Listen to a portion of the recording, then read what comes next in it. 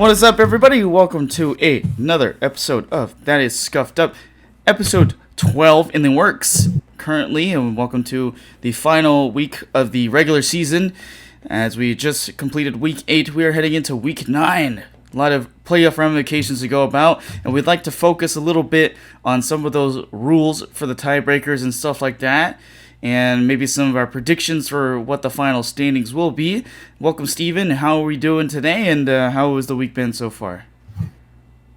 Hello there. It's been a relatively busy week. You get a lot of baseball going on for me, especially with our summer season starting up this past week and the week before and things like that. Things are starting to get rolling. A lot of throwing for me with between multiple football leagues and this and tournaments and things like that. It's gotten to be a very busy summer for me. Not and without much time for work either. So it's just a lot of just kind of using just a lot of work, even though it's not actual work. But I wouldn't trade it. Yeah, a lot of work, and I noticed you playing baseball and stuff like that. I mean, I'm obviously heading out there with you most of the time as well. I know it's been kind of a weird thing, you and I talking about the pitching and everything like that. I know you've had some issues with pitching this year for a little in terms of baseball, but you're switching between baseball and football pretty often. Has that affected your way of doing mechanics and everything like that so far this year? A little bit. Baseball. I've been pitching all right. Just had a little bit of struggles. Just a lot of unlucky hits. I've kind of given up. I haven't really given up a lot of like hard hits or anything like that. Just a lot of ground balls. I just find the gaps. A guy that pitch that almost hits a guy ends up hitting down the line for a double, and then there it causes it to be a triple. Just stuff like that. It's not been the best start for me, but I have some things to work on baseball wise. I need to lock in a little bit here, but with playing in multiple football leagues and baseball, it's been pretty hectic for me with my arm, and it kind of changes my mechanics a lot. Dealing with a little bit of a bum knee as well, so I've been trying to work through that as best as I can. All right, well, safe recovery. Don't burst anything, and hopefully everything goes well this baseball season, and still got a lot of football to go. You and I are going to be participating in a few tournaments. Obviously, we have the OC Football Summer Tournament coming up pretty fast here soon. But let's talk about what is on the docket today. We have Week 8 results for you, and we'll talk about those in just a few moments. We're going to talk about the standings, highlight some of those tiebreaker rules. Then we'll look at what the most important games this week for a lot of these teams fighting for the 5th, 6th, 4th, and 3rd spots. Seems like the 1st and 2nd spots are already secured with Purple Huskies and Beach City Bombers securing those this week. And then not much else this week, but we got, looks like we got our handful of talking about playoffs and what's going to be looking forward to, how we're going to get there. Should start this week as well, actually, with the wild card games happening just after, the first accumulation of games, if I'm correct. But let's dive into it. Welcome to the Week 8 breakdown. We got a lot of different things, a lot of games that were kind of mixed bag between each other. We got some of the top seeded teams playing each other, and then, the other teams playing for that playoff spot as well. Let's talk about like who's still in that running and who may have fallen out of that race and fell back here. Now, let's take a look. First game on the docket, we got Whoosh taking on Wiffle D's. Whoosh, coming off a 4-game winning streak, extend their winning streak in this result to 5 games, winning 9-5 against Wiffle D's, knocking the Wiffle D's ultimately out of the race. We've seen Wiffle D's improve as the year goes on. It was one of those that just started a little too late for them. They go into this week now at 4 after this result going to, and another result after going into 4-9. For a first season, it's not a bad season. They're just missing out in the playoffs by 1 or 2 games now. I think they got some bright spots for the future. Maybe work on. I think they could work on their hitting a little bit, just having more consistent runs and maybe getting like try to work on like getting like 1 or 2 runs an inning, not relying on the big inning for them. Before what I've seen with the pitching, the pitching's looked pretty good. It's looked a lot improved. But Whoosh have been on a mission. They've been looking to push for a playoff spot here. Going into this game, they were the 6th seed, looking to maintain that or possibly move up into the 5th seed. But they were able to win this game. Much needed win for them. As a loss here would really put them in a tough would put them in a tough situation. Would have essentially eliminated them. Not quite, but Whoosh are here on a mission. They beat the LA Wolves of OC last week. And interesting game. We can discuss that later. But Whoosh are feeling some confidence as well. I heard him. They've heard the chat. They've heard the chatter from some other people, including me. When I mentioned a long time ago, I said I joked around saying they were the B team to the LA Wolves of OC. Fair play to them. They were able to come up with a victory here. We'll see if they got another game coming up, and not as good for them. But we'll talk about that more later. Yeah, Wiffle D's, I want to talk about them a little bit. Yes, the pitching has been really good this year. I mean, for first team, pretty solid numbers. Alex Harris, 28 innings, 4.03 ERA. It's a pretty good number for, someone in their first year. And then Brian Garza looked like he kind of kicked things off a little bit too towards the later part of the season. 10.3 innings pitched, a 1.75 ERA. Not the greatest K per 9 numbers with the 1.17, but probably just getting those ground balls, keeping it clean out there on the field, and making sure you get those quick outs. So, they got a lot of things to look up for. I mean, the batting side of things look pretty good this year as well. You got like Kevin Norman, 4.53 batting average, 10 home runs on the year, probably their best hitter on that team as well. And, an accumulation of 30 home runs for the team in total. They might be a team to look out for if they come into their sophomore year and kick things off in a stronger, different way. They could be one that could really get up there. I mean, obviously they came out this year with this spinking new Instagram account that looks pretty cool. So I'm pretty sure they're going to be around for a while. Whoosh, on the other hand, there was a lot of doubts beginning of the season for this team. I mean, they kind of fell off pretty early on in the year, and we're kind of, losing important games here and there, switching it back and forth. Not sure, in terms of the tiebreaker settings, whether they'll be in there or not. We got one more week, right? But it seems like they've really kicked into high gear. Another new level for them. Nick Yusuf has been solid for them this year. After taking a break from, a season ago, came back looking stronger than ever. And the pitching side of things, maybe not the best, but they've been able to hold it down pretty well in terms of. But it's really just been the offense that's been keeping up with every other team for them, and knocking the dingers, knocking the big ball, just getting the solid hits, and that's kind of been what's been working for them this year. So expect them to be out there. We'll talk about them in their next game that we'll get to in a few moments. But 5-game winning streak is pretty good, looking good. If you want to make it into a playoff spot. Yeah. I mean, we kept mentioning it the previous weeks. We said they were getting a very hard schedule in the beginning, and it seems like now they're getting a little bit of an easier one now.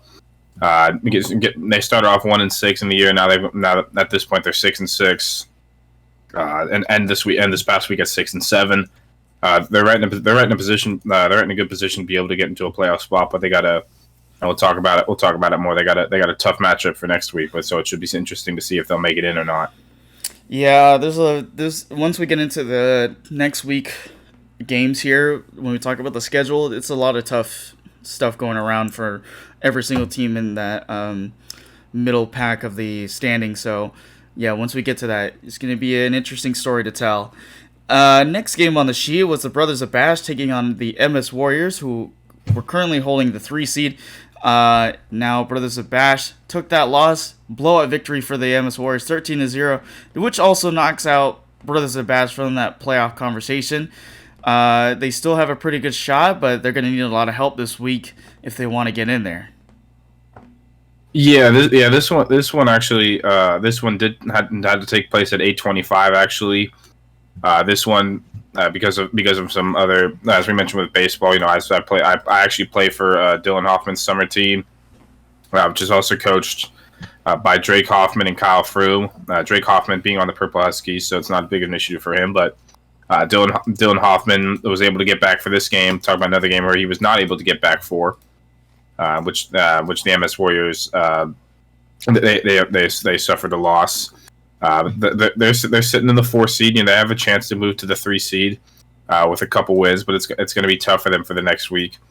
Dylan Hoffman's him coming back has been a big thing for this team. You know, overall on the team, he's got 44 innings pitched with a 177 ERA, also 110 strikeouts, which is not something we see very often. I believe the leader last season was True Hendrickson, who had less innings pitched but had 98 strikeouts.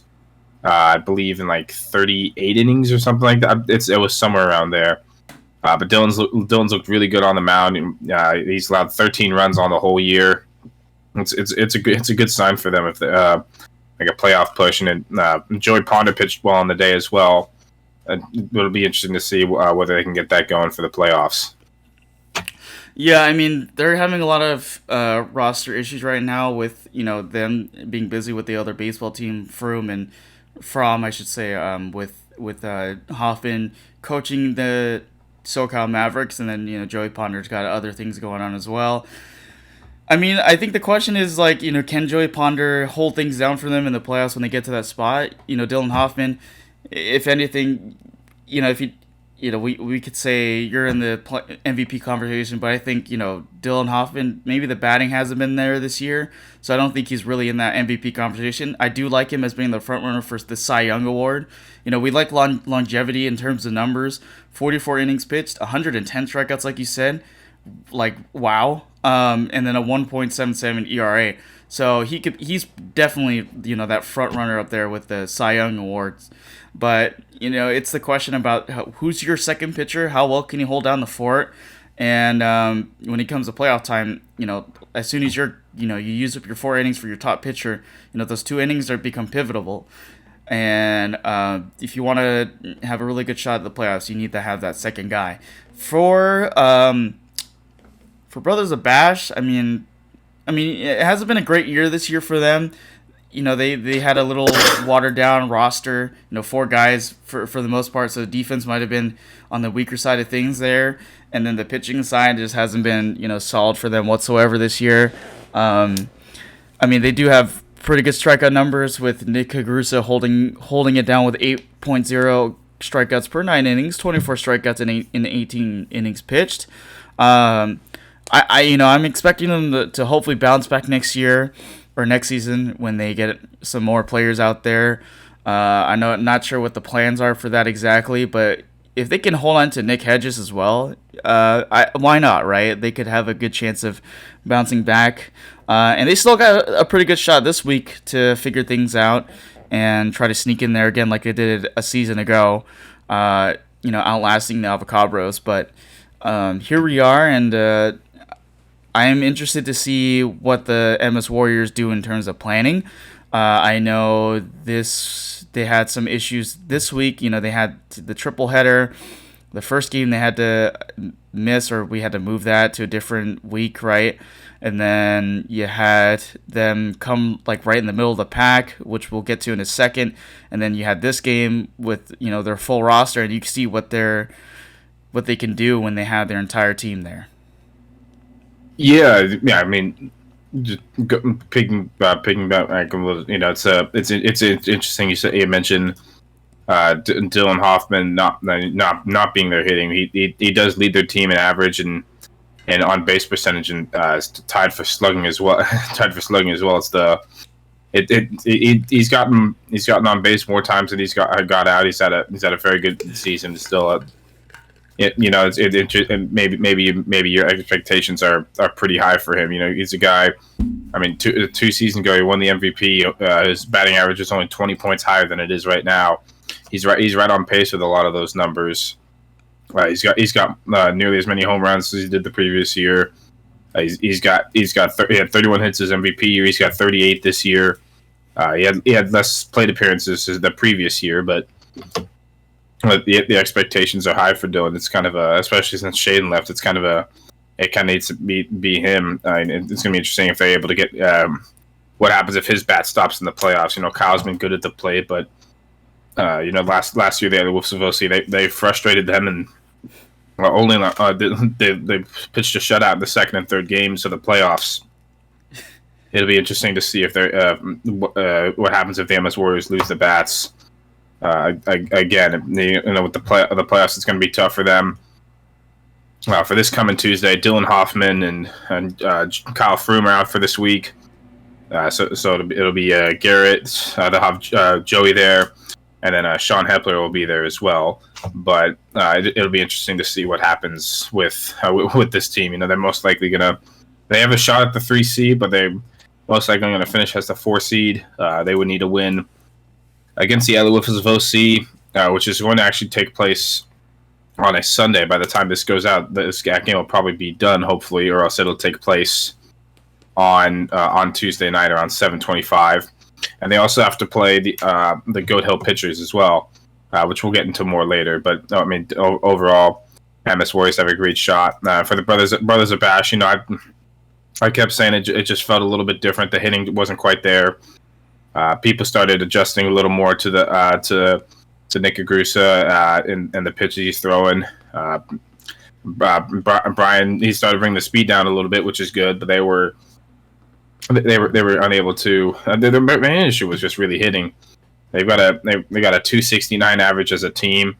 It just didn't work out very well. They only got an 893 average for ERA, I should say, for the staff. They've had some good pitching in there. Whether it be from Nick or Nick, either Nick or Brian, their pitching's been all right, but they've just been unable to hit. Need to go in the lab and see if they can improve on that at all. Yeah, I wanted to backtrack a little bit. You built up Dylan a little bit and then brought him down, which is funny. I think I'm referring back to those last 2 MVP seasons. His numbers were like insanely high. So yes, the expectations are extremely high. Like you said, leaving Hayden leaving their side of the team and moving over to the other team with the Purple Huskies with Drake and his brother. We kind of expected him to really carry the team this year, and he's been doing that on the pitching side of things. And I think I'm just referring to like those previous MVP seasons where he had like immense numbers, leading home runs, average. We could talk all day about those last 2 MVP seasons. I think that just the expectations we placed on him, for how good he's been the entire year, and he's still doing really good. The pitching side of things has been probably the most top notch in the entire league right now. But yeah, it's an interesting debate with him. So the fall 2022, Dylan was the MVP. He had a 508 batting average. This year he's got a 487. He's only 21 points behind. On base was 583. His MVP season this year is 565. Although he's had a lot more plate appearances this year. His MVP season, he only had 72 plate appearances. This year, he already has 92. So maybe we're starting to see a little bit more than mean. I know he's talked about more. He's had trouble hitting the ball since we took him to that fast pitch tournament. Maybe the big barrel. Maybe he got used to the big barrel and was comfortable with it. And now he's just got something that he's not as comfortable with. That's a real possibility as well. But overall, he's been their team's best hitter. I know you've tried to put Kyle up there the past few weeks as a better hitter than Dylan Hoffman, but I still think this team runs and flows through Dylan. Yeah, I don't think you can ignore that part whatsoever. I mean, now Kyle Froome is standing in a pretty interesting spot. I mean, he's got more hits than the other guys as well. He's got the same amount of hits as Dylan, but Dylan has more plate appearances, more home runs than Mr. Froome, and then Mr. Froome doesn't have the most home runs in the entire team. They got Munoz and Joey Ponder both tied with 11 on that stat sheet. They slug more, maybe not as many hits as Froome and Mr. Hoffman, but the bats are rolling for them, and I think if they can at least keep 1 or 2 of those guys in there, if that's going to be either Garrett, Munoz, or Joey Ponder, if Froome and Hoffman aren't going to be there, then they're going to be the ones that kind of hold the fort down for them. And my question is, what will they do in terms of pitching once they get to the playoff spot? So the next game, though, this one was kind of fighting for that fourth seed or the third seed, whichever one you want to call it.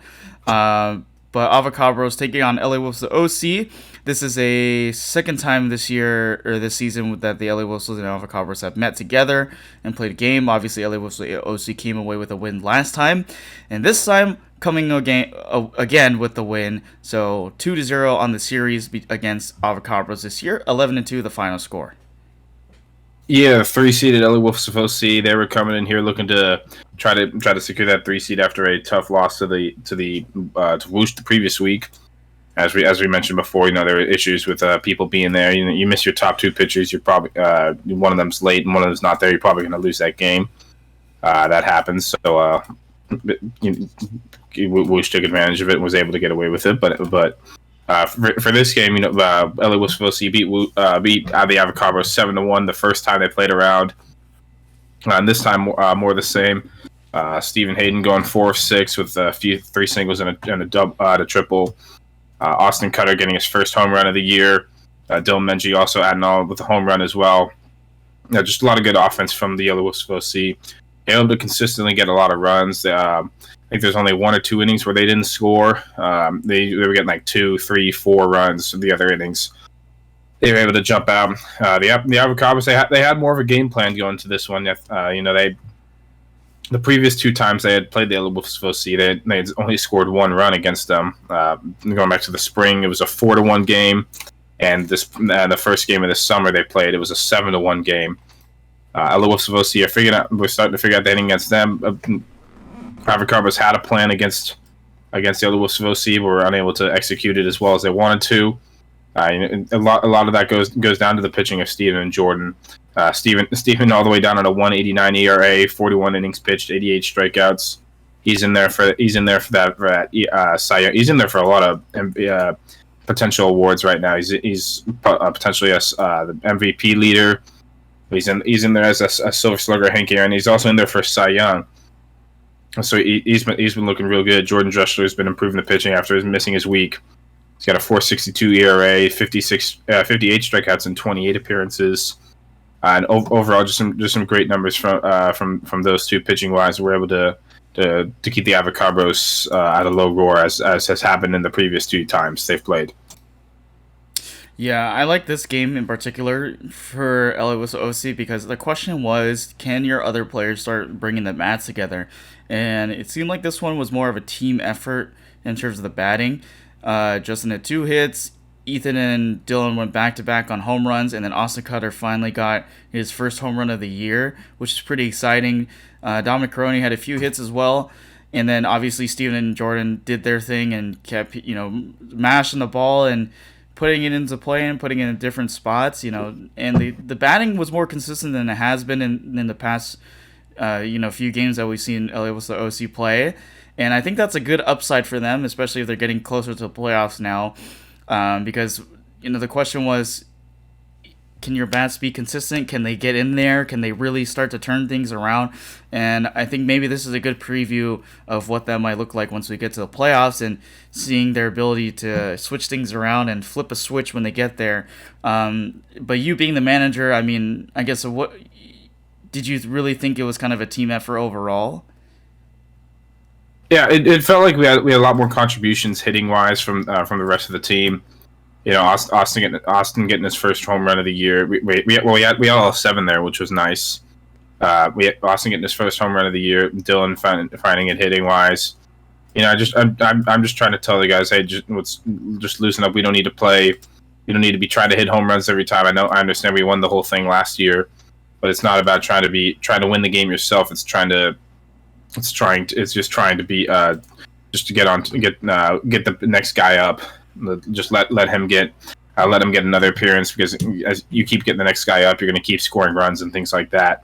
It's just more about that with the hitting, and then pitching wise, and it's kind of we've experimented with some different pitchers with Justin pitching, with Ethan pitching, things like that.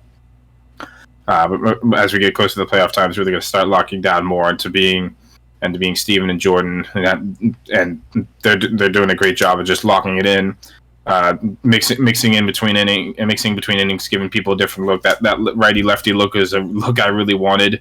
It's a big reason why I wanted Jordan in the first place. Jordan's developing some really good stuff right now. A lot of swings and misses from the Avocabros when he was pitching. I believe he had 7 strikeouts in 3 innings, just 2 more than what Steven had during that game. So overall was a great pitching from Jordan as well.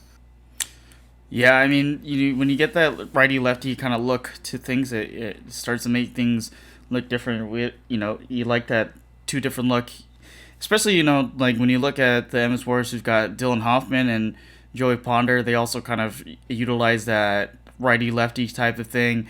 And Purple Huskies, they have had success with it as well, with Drake throwing lefty, and then the Hendrickson brothers throwing righty. So those different looks really looks like it works out for a lot of different teams who have been up there in that top seed. Obviously, the only exception there is the Beach City Bombers, who use the Moore brothers, especially, and they both throw the same arm righty. And it looks like that format has worked for them. On the other side of things, Avocabros, we'll talk about their next game in a second here. The hitting has always been there for them this year. The 52 home runs in total as following this week now. Lucas Sardo being the best one of them all. And I'd like to welcome him to the Silver Slugger Leader Award contender right now with 18 home runs, leading the entire league in home runs at the very moment. And then obviously the Higger brothers doing their thing as well. And we saw a different look as well with the Avocabros using one of the Higger brothers as the pitcher this week. And, being able to read it and, get some hits off of that was a different look.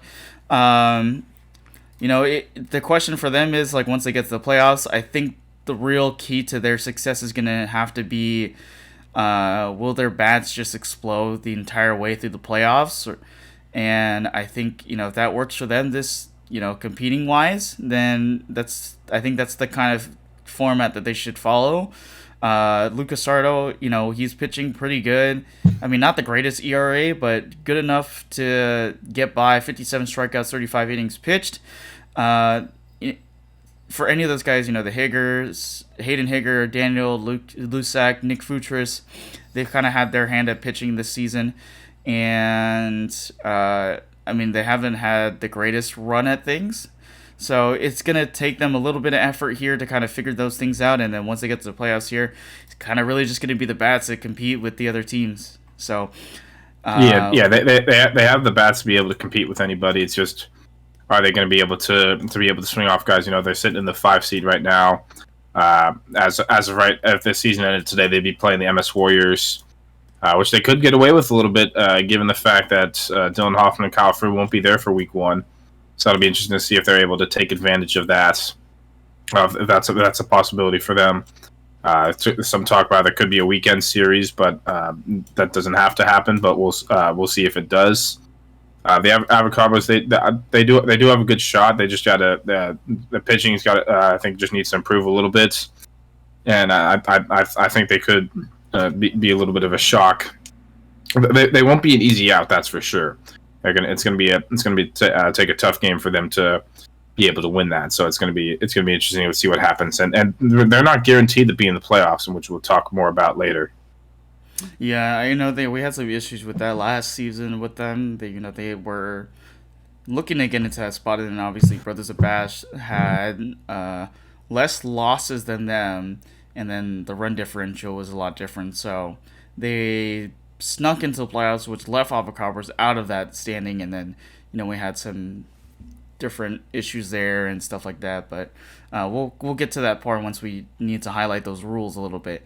The next game on the list, though, you had Wiffle D's and Brothers of Bash taking on each other. This was kind of like who's gonna be the one to stay in the race, and Wiffle D's came away with the win 5-2. Brothers of Bash walking away with 2 L's on the day, so tough week for them this week for Brothers of Bash. Yeah, for Wiffle D's, that first game was a real tough one for them. knocking them out of the playoffs in that first game. Brothers of Bash needed to win. Kind of got knocked out with that late game. The MS Warriors as well. Close game overall. Not a lot of runs scored. Some good pitching on both sides. As we mentioned before, the Brothers of Bash, they've been struggling to hit this year. Wiffle D's, I think, got a promising future, and I think they'll look to potentially be a playoff team in the next coming season, especially for the fall season, depending on which division they go into. Yeah, I mean, we talked about it earlier. Wiffle D's has got a lot of very good promise, and we're kind of expecting them to stay around for a pretty long time. So as soon as they figure it out, I think they're going to be one of those teams that kind of get in that competition of things. And we have Division 1, Division 2 things coming up here, and I think they're going to be a pretty good Division 1 team to compete with if they're in there, right? Brothers of Bash, it's been a tough season for them. I am thinking that they're definitely going to bounce back from this next season and really take things a hold again. And Nick Agrusa has done a great job a season ago. He's done a great job this year. Maybe not the best, roster to play with, with the limited number of guys that they've had. So we'll see if they're able to add more people for next season and then turn things around. We've seen it before, teams bounce back from, a tough loss, tough season, and stuff like that, and take things back to a different hold. And so we'll see. Next game on the list, this one was actually the more interesting of things. This was the big fight between, the fifth and sixth seeded teams. This was Whoosh and Avocabros taking on each other. This one's like the highest scoring game of the week, with Avocabros coming away with 20 points to 11, almost a football score. Points. And, yes. Excuse you. Yeah, points. Referring to like a football game. Just kidding. 20 runs, 11 runs, and Avocabros taking away the victory and keeping themselves in that playoff conversation. And this is a very important one as well if you want to take in terms of head-to-head competition as well. Yeah, big win for Avocabros. They played this game. They played this game first. Then they lost to LWC afterwards. It's a big win for them. Both teams a lot of offense, not a lot of great pitching in there, but overall, Avocabros had the bats going in this game, and we're able to really get a more secure grip on that 5 seed. They lose this game, then they lose to LWC. It wouldn't be looking good for them. They may be sitting at 5-8, I believe. So it'll be with them on the outside looking in, possibly being out of the playoffs. But big win for them here. They show they can play with these teams, and it's also a big win in terms of tiebreakers as well. There are 4 teams that are left in the playoffs, which we'll get more into later. Whoosh should be. I mean, they won their first game. They did the main thing. That this was their first time losing in 6 games. They won 6. They went from 1-6 and 1-6 to 6-6.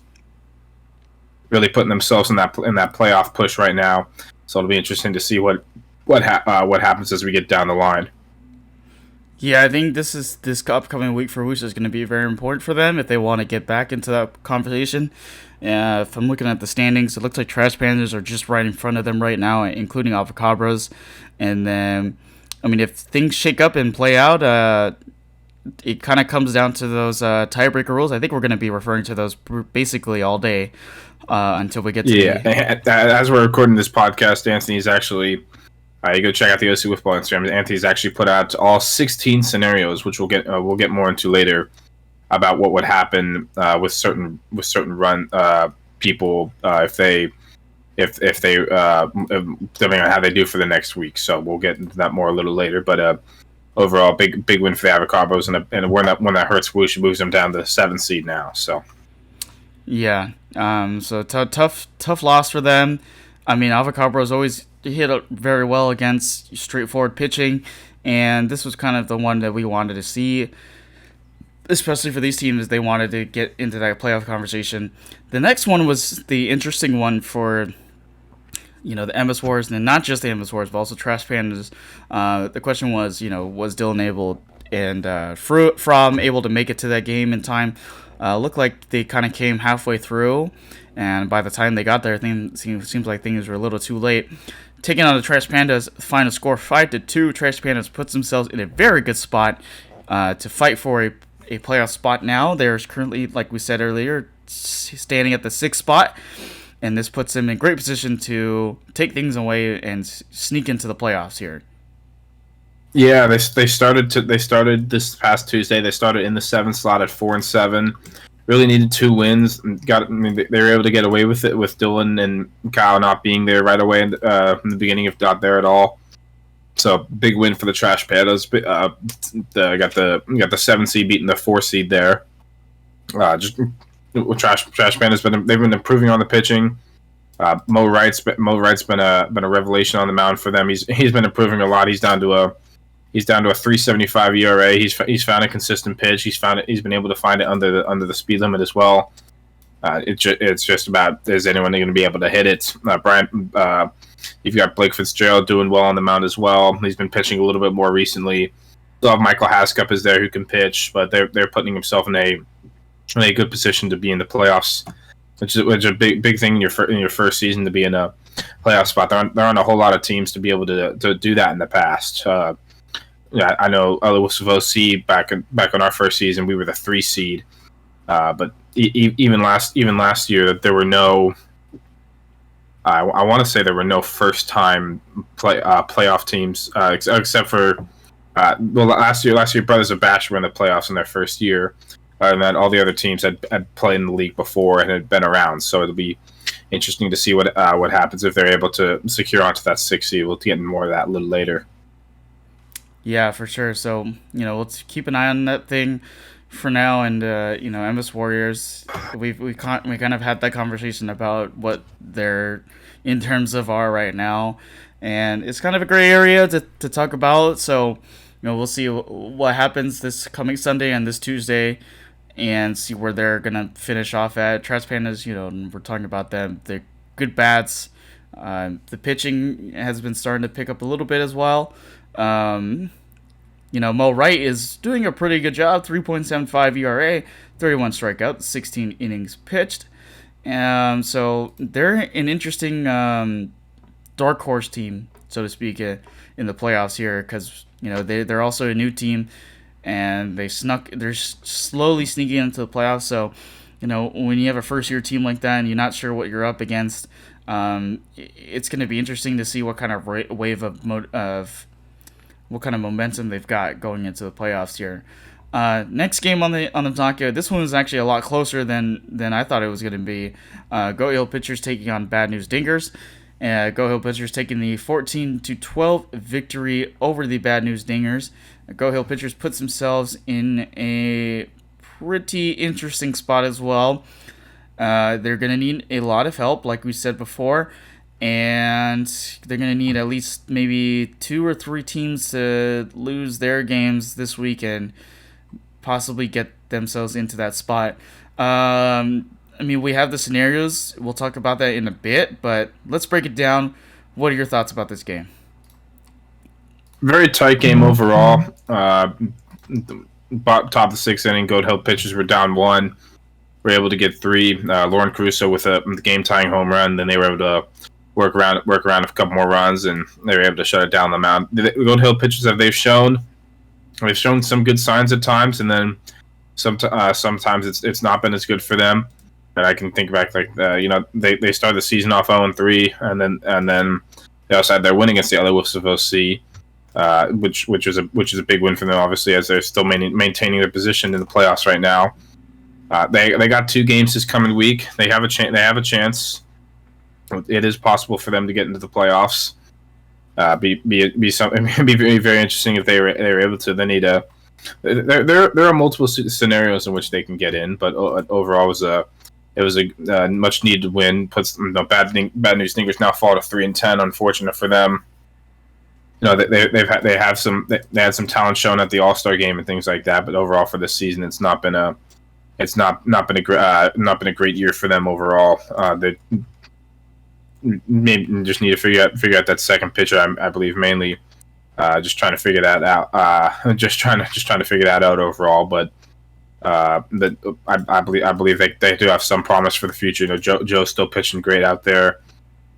The numbers are not as good as they were in the past. He got an 8.43 ERA right now. They just have 35 innings pitched, and Shane McCoy's got a 10.17 ERA. And it's a they need to figure out something with that second pitcher. But if Joe starts developing that sinker that he's been throwing, I think that could be very effective for him. But he's got a couple months to be able to develop that. So we'll see if that's a possibility at all. Yeah, certainly, and they got plenty of time to do so if they decide to participate in the summer series. If not, then we'll see them in the fall time, and it's a pretty ample time between the end of the season, which is just around the corner, and then you get to September when we start things. So you got about maybe 3 months leeway to kind of figure things out and do some practicing and get in there, and then we'll talk about maybe next week what's gonna happen with the division thing, what's the setup for that, and then what kind of competition are you gonna be looking at once we get to that spot. But changing face of things in Orange County wiffle ball, and teams are getting more competitive as the years go by, and I think it's a good look for the league, and it kind of raises the expectations of what you need to do to play in a league like this, and I think these are going to be exciting times. So we'll see, what kind of things they do in terms to turn around and come back from this, and we'll see them next season, hopefully. The next game on our sheet was another important game for the Trash Pandas. Andrew Hernandez Strike Zone took the loss in this one. This also eliminates them from playoff contention. Trash Pandas winning this game, so 2 wins on the week for them, and so they're on a 2-game winning streak, and this puts them in the playoff column. This was the determining game, so 11-4 victory. Your thoughts? Yeah, as we mentioned before, Angel Hernandez Strike Zone, they got knocked out of the playoffs last week due to the record and stuff.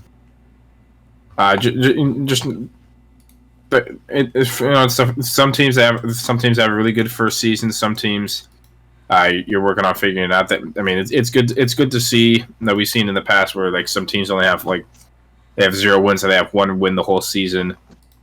It's good to see they were able to get a couple good wins, but unfortunately, it just wasn't enough.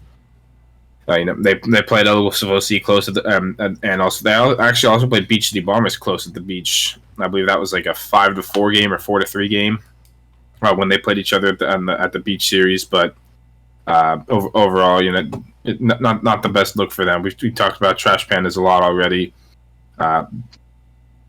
Couple needed wins. They can hit when needed. They can score the 11 runs when needed, and then their pitching's been improving a lot.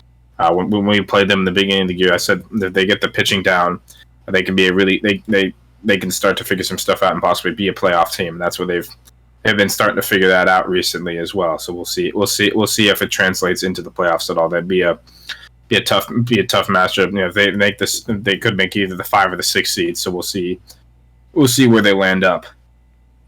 Yeah, expect Mo Wright to kind of be the main guy for them during the playoffs. We highlighted it a bunch of times. We saw a few of the guys at the All-Star game. Michael Haskell making his first appearance, and he's leading his team in terms of hitting stats. Home runs 15, hits 24 out of 77. He's been kind of really keeping up there, but it's been consistently good for them and for the hitting. Mo Wright, Brian Workman, both 10 and 12 home runs respectively.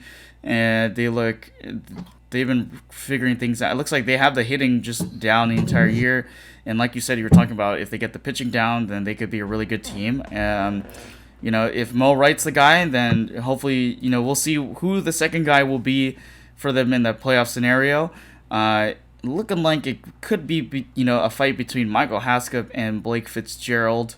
Both of them having pretty even out numbers in terms of Blake obviously having maybe like 0.4 better ERA than Michael Haskell, but Michael Haskell has been the big hitter guy, big splash guy for the Trash Pandas, so expect him to really do things great if they're in the playoffs once everything's all said and done.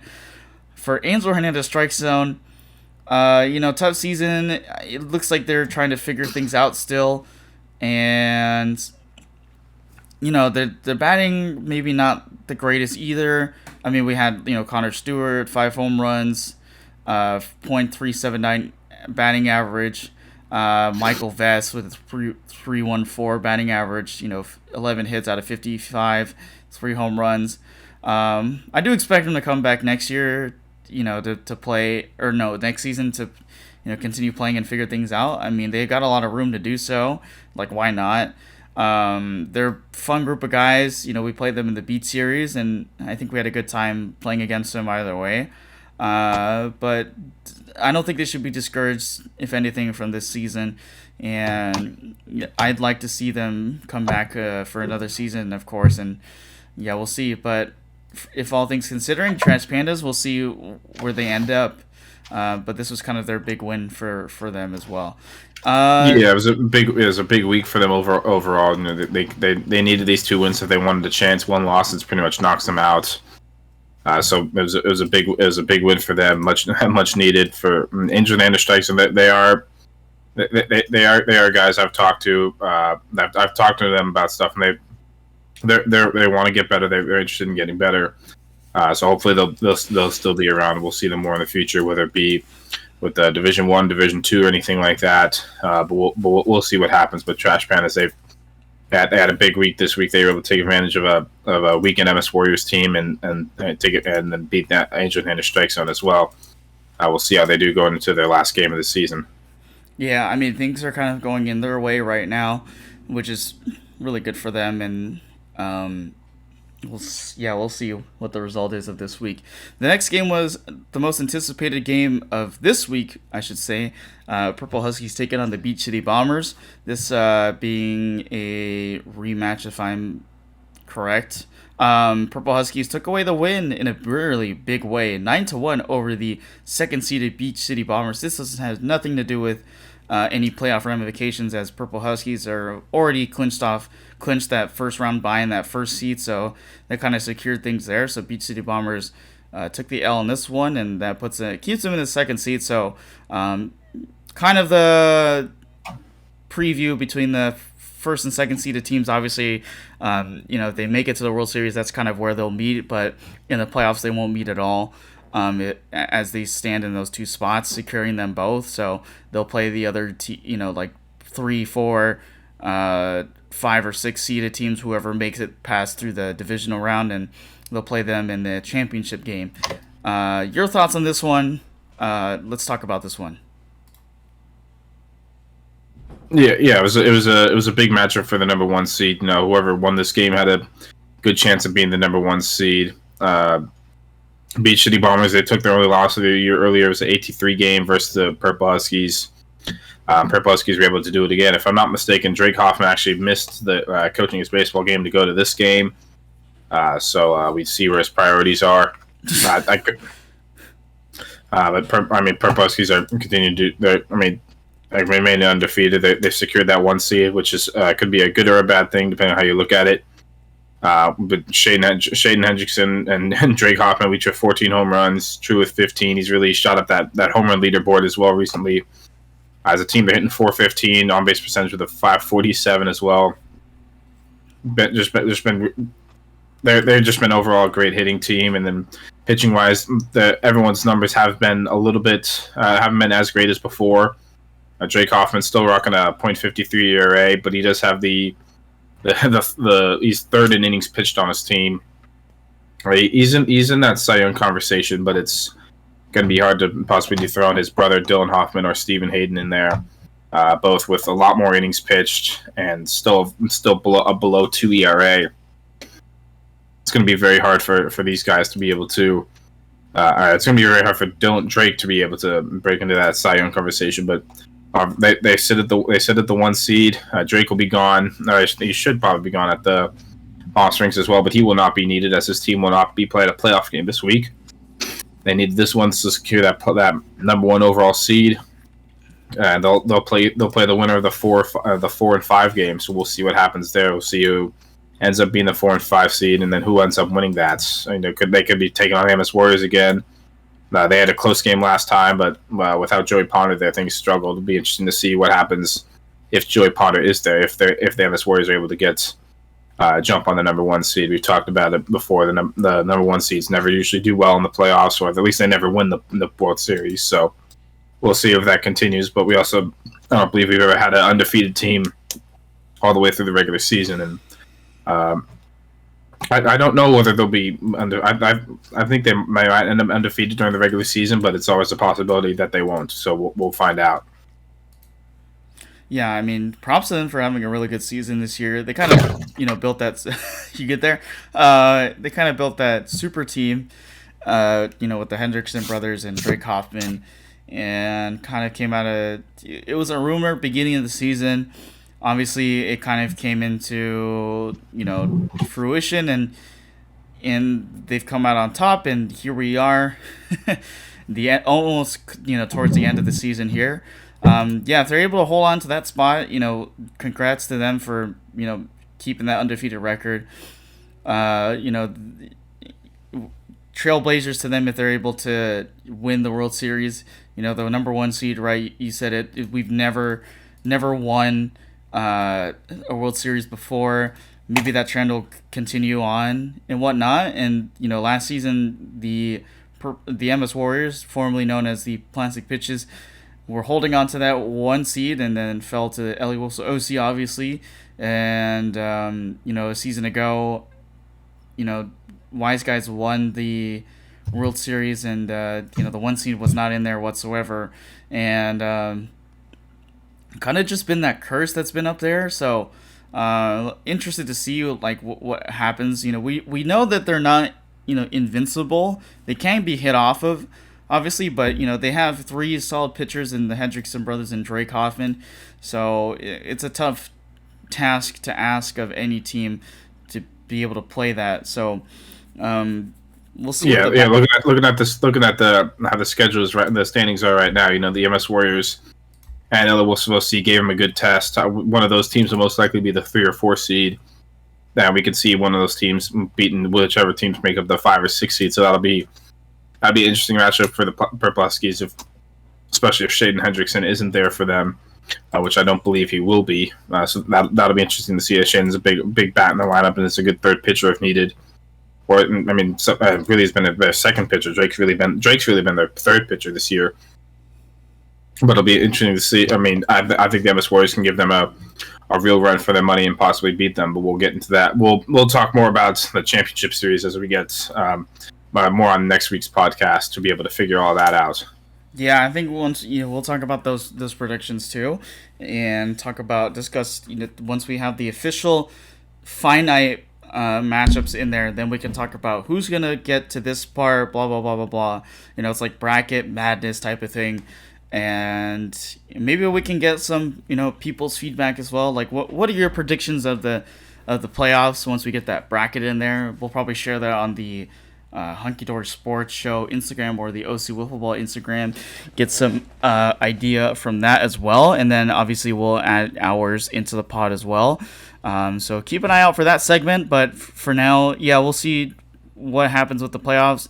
This was kind of the big preview between the two powerhouse teams this season, and we'll see. The next game, was also included the Purple Huskies. This kind of keeps them in that lead spot too. So Purple Huskies take on Bad News Dingers, and Purple Huskies take away the 7-1 victory over the Bad News Dingers. Yeah, another good win for the Purple Huskies. They're able to keep both teams down to a low roar in terms of hitting and things like that. 1 run allowed in each game, very good, very good for them. We've talked a lot about the Purple Huskies and Bad News Dingers already. I mean, there's not much more to say. Bad News Dingers are unfortunately out. Purple Huskies secure the number 1 seed. They'll be playing the winner of the 4 and 5, so we'll see what happens with them.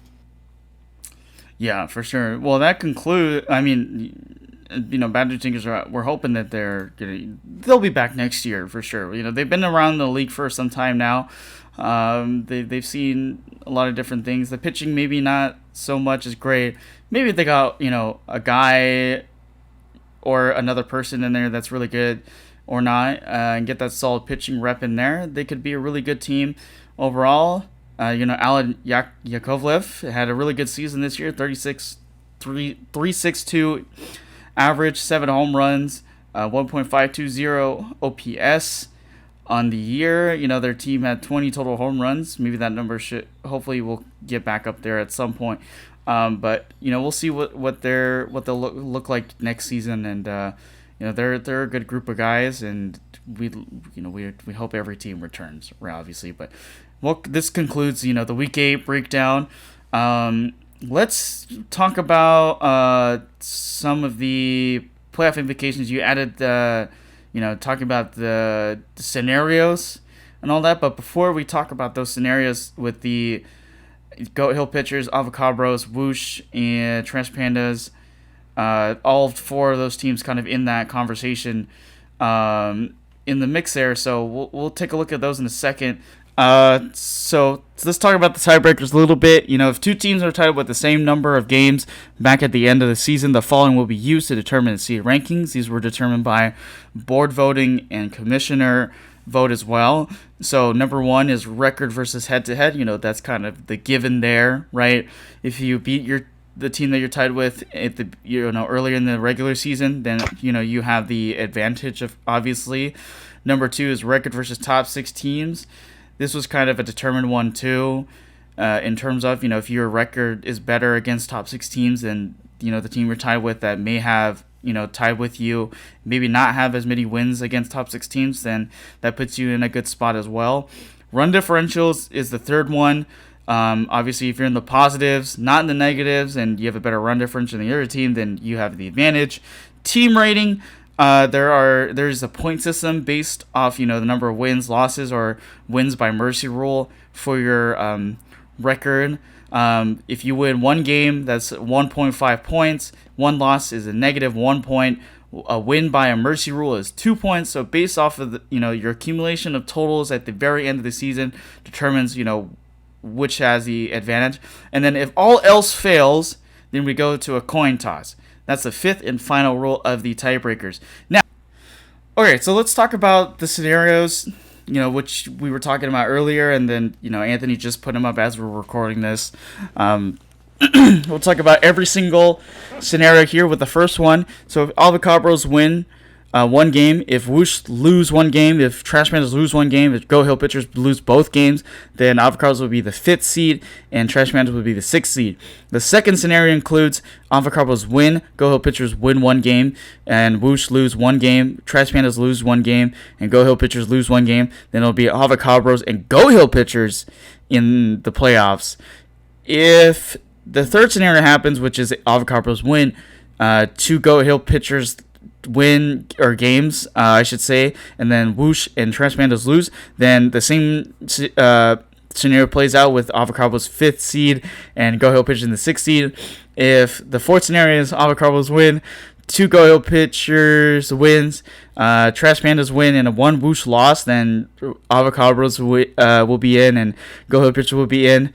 And then if the 5th scenario happens, if Avocabros win, Go Hill pitchers win, Trash Pandas win, Whoosh wins, then it's Avocabros in, Go Hill pitchers in. So the scenario so far that it stands at looks like, if Go Hill pitchers lose any games, then there's a little bit more of a difference there. The 6th scenario is Go Hill pitchers win 2, Trash Pandas win 1, Whoosh wins 1, and Avocabros lose, then Avocabros will be out, and that puts Go Hill pitchers in there, Trash Pandas in there. The 7th scenario, if Go Hill pitchers win 1, Trash Pandas win 1, Whoosh wins 1, Avocabros lose 1, Go Hill pitchers will lose 1, then Trash Pandas and Whoosh will be in. If Go Hill pitchers win in the 8th scenario, Trash Pandas win, Avocabros lose, Go Hill pitchers win, Whoosh lose. Go Hill pitchers lose 1, then Trash Pandas will be the 5th seed and Avocabros will be the 6th seed. The 9th scenario, if Whoosh wins and every other team loses, then Whoosh will be in, Avocabros will be in. The 10th scenario, if Whoosh and Go Hill pitchers win and then everything else is a loss, then Whoosh will be the 5th seed, Avocabros will be the 6th seed. 11, if Whoosh win a game and Go Hill pitchers sweep their entire week and all the other teams lose, Avocabros and Trash Pandas lose, then Go Hill pitchers will be 5th seed, 6th seed will be Whoosh. 12th scenario, if Whoosh, Go Hill pitchers win 2, Trash Pandas win 1, and Avocabros lose 1, Go Hill Pitchers will be in. Trash Pandas will be in. 13th scenario, Whoosh will win. Go Hill Pitchers will win. Trash Pandas will win. Avocabros lose. Go Hill Pitchers lose. Then Trash Pandas will be in. Whoosh will be in. 14 scenario. If all teams lose, Avocabros will be in and Trash Pandas will be in. I know obviously the standings are right where they are. 15th scenario. If Go Hill Pitchers win, Trash Pandas win. Avocabros lose. Go Hill Pitchers lose. Whoosh lose. Then Trash Pandas are in. Avocabros will hold on to the 6th seed. 16th scenario. Go Hill Pitchers win 2. Trash Pandas win 1. Avocabros lose 1. Whoosh lose 1. Then the Go Hill Pitchers will be the 5th seed. And Trash Pandas will be the 6th seed. And those are all the freaking scenarios that we are looking at for the 5th and 6th seeds. Steven, good morning and wake up. You. Welcome back. That was way too long. Sorry, I was getting bored. Yeah, that took a little while, but yeah. I mean, at the end of the day, there are a lot of different scenarios that can happen. Essentially, the Avocabros have one. The Avocabros, Whoosh, and Trash Pandas all have one game this week, whereas the Goat Hill Pitchers have 3 games. So the Avocabros are playing with in terms of figuring out the 5 and 6 seeds. The Avocabros are playing Wiffle D's. Whoosh are taking on Beach City Bombers. The Trash Pandas are playing the Bad News Dingers. And the Goat Hill Pitchers are playing the Angel Hand, the Strike Zone, and the MS Warriors. So that's the schedule for what we have for this week for these 3 teams. That's why the Goat Hill Pitchers are still in, because they have 2 games this coming week. The first 3 teams, all these teams have 7 losses.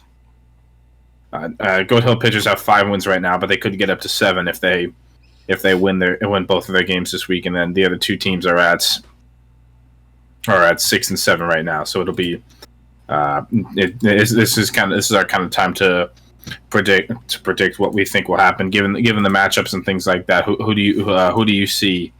What scenario that you detailed for the past hour? What scenario do you see happening here?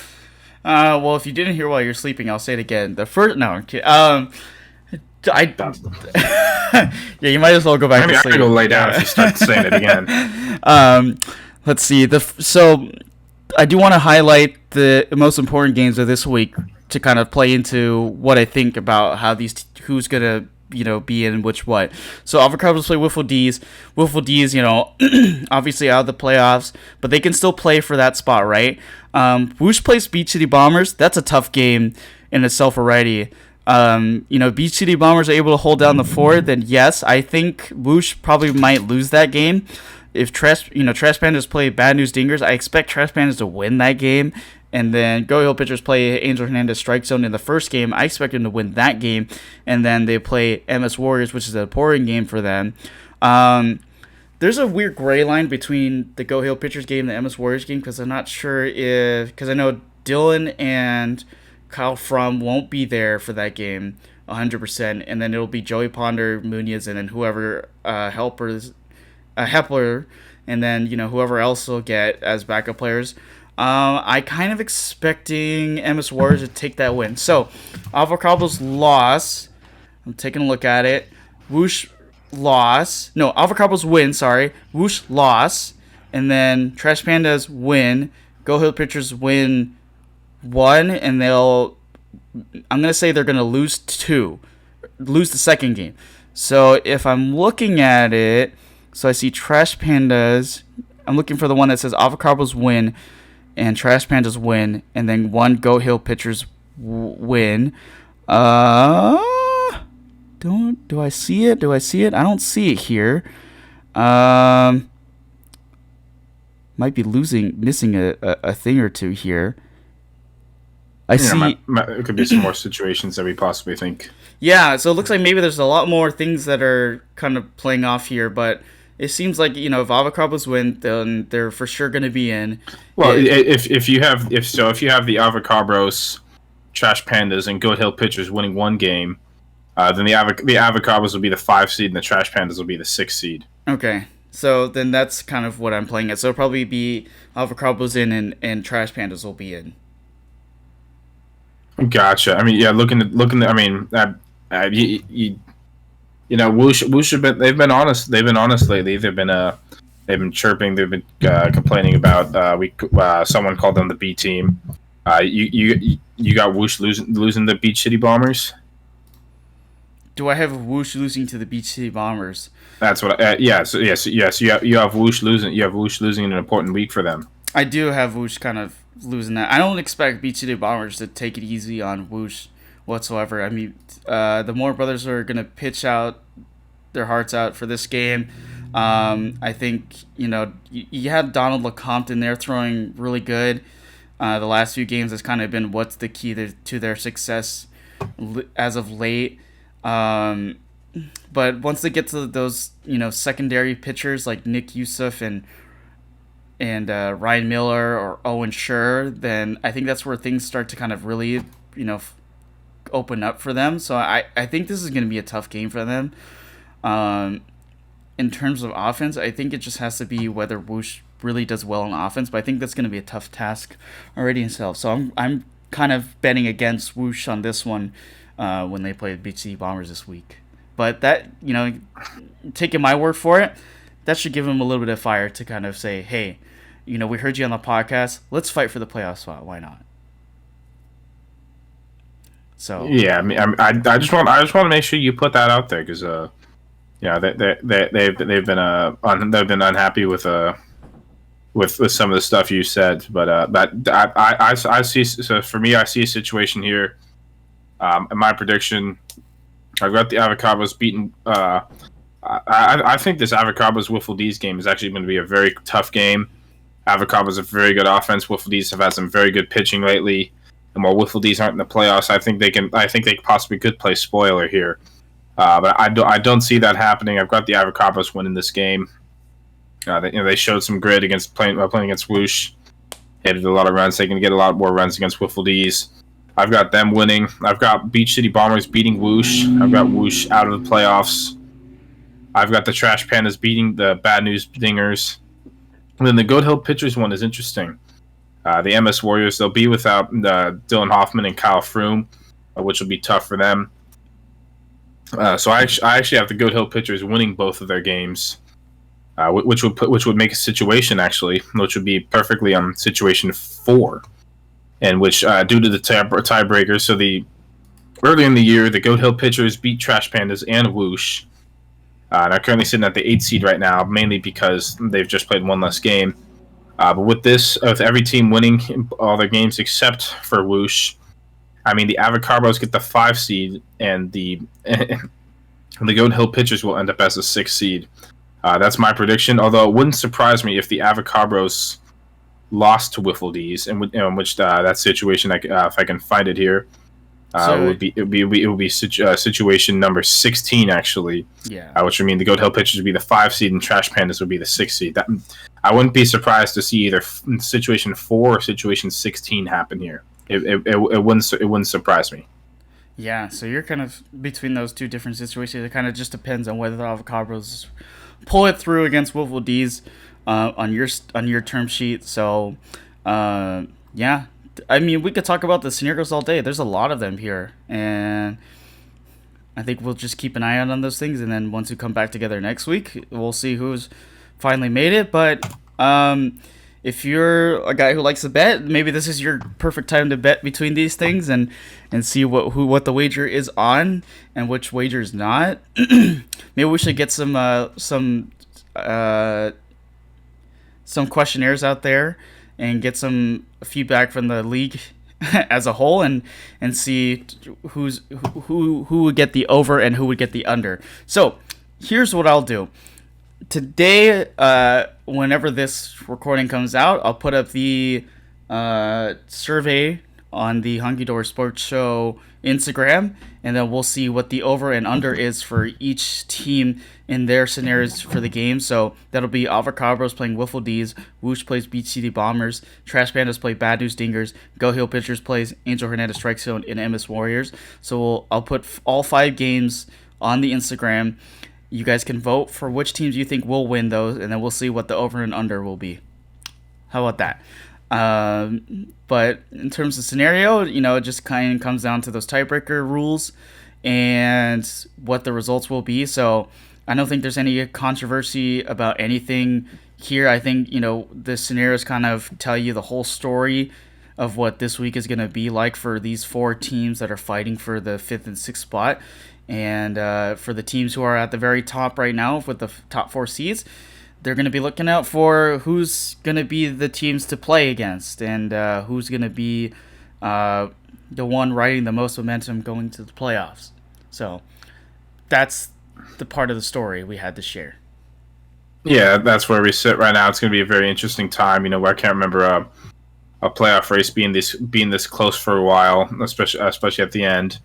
Last year it was a battle for the sixth seed, but last year the main issue was just all the rainouts. Not everyone played the same amount of games, and the two teams that were vying for the sixth seed actually never were. Those are the only teams. Those are the only games they never played against each other. So that's what kind of happened with last year. But this year, everyone's played each other. Some teams have played each other multiple times, and with a 14-game season, it's gonna be a lot easier to be able to determine all of that as well. Yeah, I mean, I don't think I've seen. Yeah, you said it yourself. I would support you on that notion. Like, I don't think I've seen a fight for the fifth or sixth seed this close before.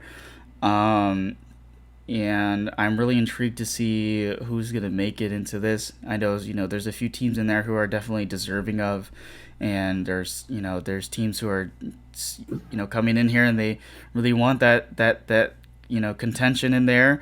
Trash Pandas are a new team. I like what they've got. I want to see what their pitching looks like. Whoosh, they got great bats. They kind of really made a really good push towards the end of the year to fight for that spot. And, it's a question of, can they earn it? Go Hill pitchers, Anthony's team, we had that question about whether they were going to be the team that would really step up this year. And if they're able to win 2 games or 1 game and somehow sneak into the playoffs, if they use the Hornets Agrusa strategy, I think that might be really effective. I should also note that Lauren Caruso hit a game-tying home run in the previous game, so she's kind of become another pivotal piece on their team as well.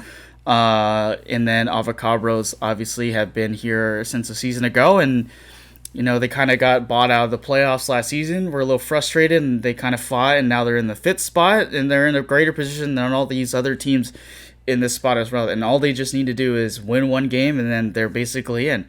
So this is an exciting time right now for this week, and we'll play our games, and we'll keep an eye on who finally finishes in those respective 5th and 6th seeds.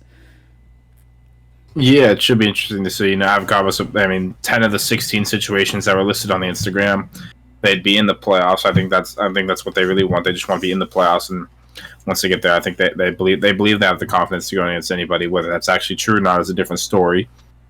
But a lot of different things can happen. It'll be just who's ready to, who is always going to be there, who is ready to play on that given week, on next Tuesday. So it'll be interesting to see. Yeah, for sure. And you were talking about 10 out of 16. Like, if Avocabros lose 1 game, they still even have a chance to make the 6th seed if Trash Pandas lose their games. So, or if Go Hill pitchers or Whoosh lose, I mean, they're everywhere. There's just so much different things that could happen. So we'll keep an eye on it. If you're interested in these kind of storylines, this may be the most intriguing one of them all. But I think we're getting close to the last part of this segment of things, and I think we're almost closer to the end here of this week's podcast. If there's anything you want to share before we start wrapping things up here, I know next week we'll have an interview. Trying to get a few guys on here beforehand. You're shaking your head. Is there something going on? I'm just listening. Oh, okay. We're potentially thinking about getting another interview on here. I've been talking with Lucas Sardo and Michael Haskell. I think trying to get one or two of them on the podcast, and I guess we'll be asking them what their thoughts will be at the end of this week and where they stand, and see what their thoughts are. And then next week we'll talk about what to look forward to in the playoffs with predictions. And then once everything's said and done, the episode after that we'll talk about the divisions, what's the future for OC Wiffle Ball, and then what's going on in the summer league. So look forward to it. There's a lot of good content and info to share for the next couple of episodes that we've got. But that's it for this one, I think.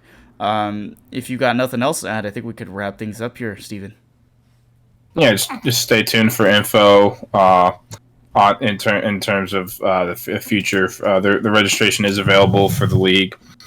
Just stay tuned in terms of that. Just to kind of see, just to see what exactly is going on with the next future seasons and things like that. But overall, it's going to be a busy time. We'll more into that once the off season comes around. Once we start figuring out stuff with the tournament and things like that. So it's going to be an interesting. It's going to be an interesting time for sure. You get the playoffs starting up, and then you'll have the league championship series taking place on the 26th, and the World Series the next day on the 27th. So that'll be interesting to see how that goes. We'll predict more of that in the future. Yeah, and it looks like if you did not see on the OC Football Instagram, maybe about a week or so ago, they had voting for which date to do the banquet for the summer 2023 season. That will take place at the Anaheim Hills Country Club. There was 3 dates on there. I can't remember, but I know they were for sure on either a Saturday or a Sunday in July. And so if you voted or not, we'll see you at the banquet, and we'll see how this week plays out. And I think we'll see you guys in the next episode as we're wrapping episode 12 up here. But yeah. Okay, I'll keep going. But I think that's it for us. This has been Justin Lee with my co-host Stephen Hayden, and I think we'll see you guys in the next episode. Say goodnight to Mr. Steven, and I'm going to go enjoy the rest of my day watching the Angels. So have a great one, guys, and we'll see you in the next one.